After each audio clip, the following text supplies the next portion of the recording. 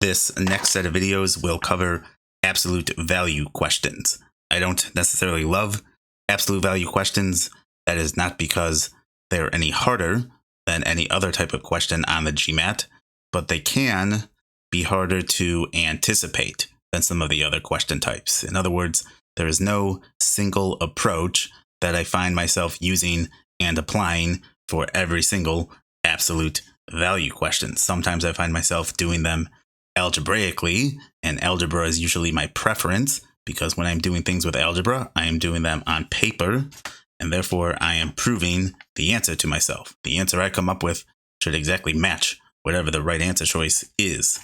Other times, though, with absolute value questions, I find myself better off testing numbers with certain types of absolute value questions. Now, I am someone who believes that testing numbers is a very useful skill to have on the GMAT, and it is something I have become comfortable learning how to do it, not necessarily for every question, because like I said, my preference is usually algebra, but certainly for questions that I can't do with algebra, or really questions where I might not see how to do the algebra. I do not know how to translate the prompt into algebraic equations, and very commonly those are for absolute value questions. So we will talk about having a testing numbers framework that can be applied really for any question, at least any quant question, but I find myself using it a lot with absolute value questions.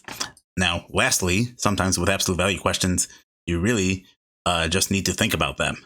And those are the ones I would say I like the least, because my weakness is anything that involves visualizing or manipulating numbers in my head, having to move numbers around in space rather than on paper. So we will talk about all of those things and how to recognize all of those different types of absolute value questions. And by the end of these videos, I would say you don't necessarily need to love absolute value questions, but you shouldn't hate them either. And you certainly should not fear them. They are the equivalent of the dirty street pigeons of the GMAT. So on that lovely note, let's get started with absolute value.